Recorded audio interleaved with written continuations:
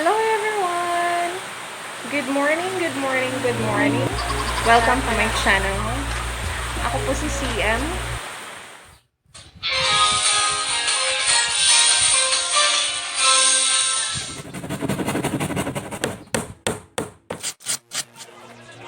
Hello guys!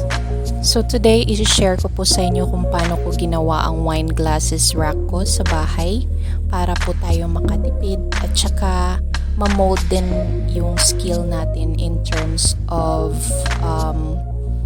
utilizing ano po yung available, kung magkano lang po yung budget natin, at saka alam naman po natin ngayon na mahal na ang mga bilihin, especially the materials for construction and also the labor.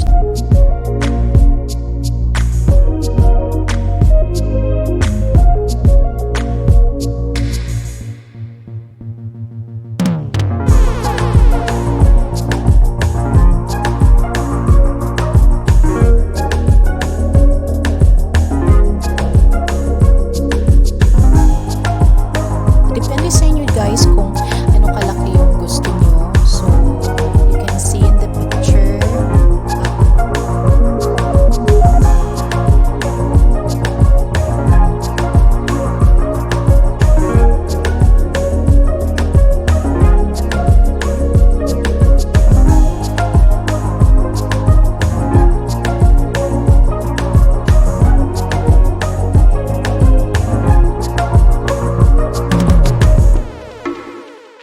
Isipan ko nga sana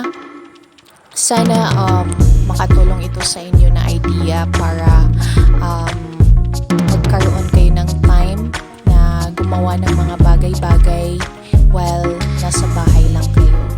So, bear with me guys, pasensya na kasi ang maipapakita ko sa inyo ay mga pictures lang tsaka mga short videos kung paano ko ginawa kasi sa time na ginawa ko ito, hindi ko naisipan na mag-vlog. It was just made para sa Facebook account ko to post, but then na-realize ko na maganda din itong i-share sa YouTube. Baka naman makatulong sa iba at saka ma-improve yung bahay nila with some art, things like that. So, sa susunod na mga vlogs ko, i-share ko din sa inyo kung paano ko ginawa yung mga mural paintings, ano yung materials na ginagamit ko. So excited ako guys. So sana mag-subscribe kayo sa channel ko and please like, and also I need your support guys. I will do my best and I will keep on improving as time goes on. So, masaya ako guys na nandito ako at nakikinig kayo ngayon na maibabahagi ko yung talent ko as a woman.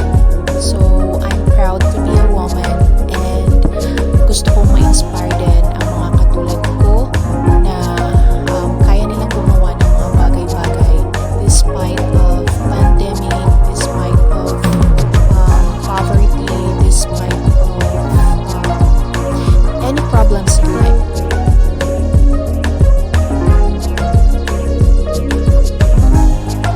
So, Yun guys, isa sa mga ginagawa ko dito sa bahay.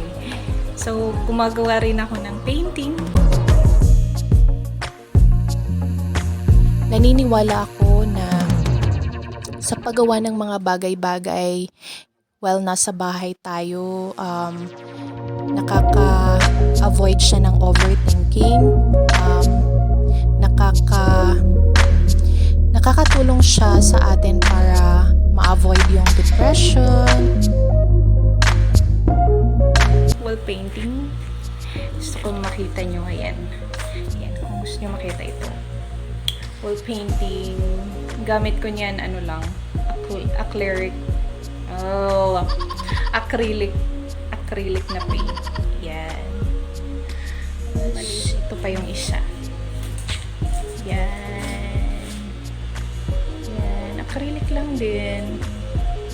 Gusto ko sanang baguhin yan every year. Pero, tinatamad na ako, guys. Nakakapagod din. So, yun, masaya na ako. Gusto ko sanang palitan niya ng cherry blossom kasi pangalan ko Cherry. Sige guys, see you. Sana may natutunan kayo kahit konti.